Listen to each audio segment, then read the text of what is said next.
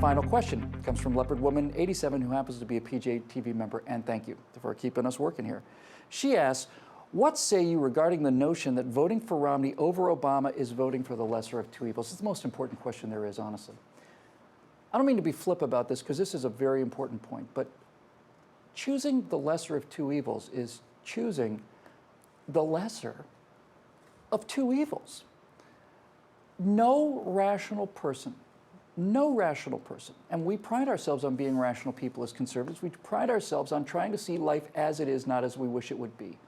No rational person is disputing the fact that the next president of the United States of America is going to be Mitt Romney or Barack Obama. That's all. Those are the two choices it's going to be.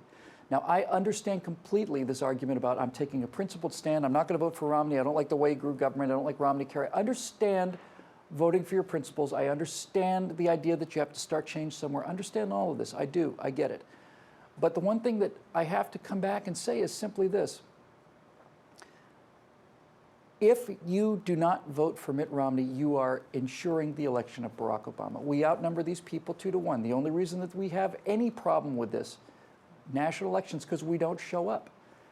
If you don't show up for Mitt Romney, not just show up for Gary Johnson or Ron Paul, if you don't show up for Mitt Romney, you are enabling the destruction of everything that you hold dear. Now, I'm speaking to people here who may have enormous problems with Mitt Romney. I've heard Ron Paul voters say, we're just not voting for him, we're just not.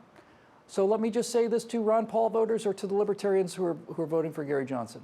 Your vote for Gary Johnson is a protest vote, I understand that, or Ron Paul. It's a statement of principles, I understand all of that. But your vote for Gary Johnson or for Ron Paul is essentially a vote for Barack Obama. It's certainly not a vote against him.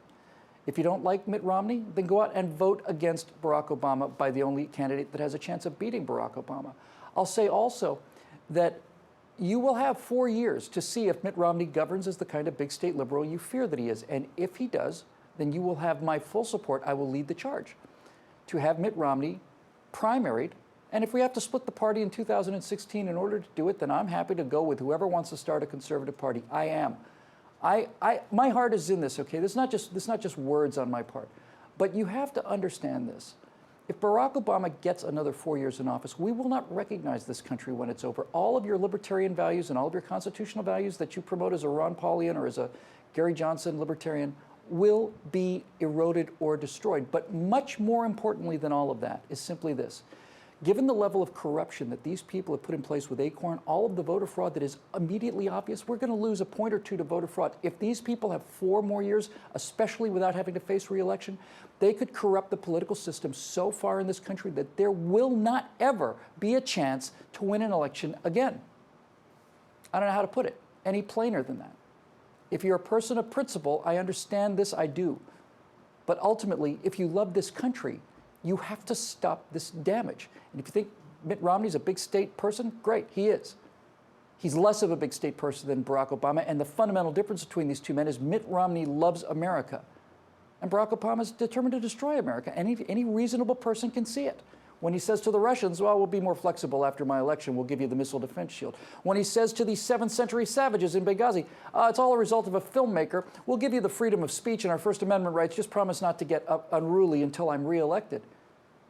How can you let that man be president again? How can you? The only moral decision you can make is stop him.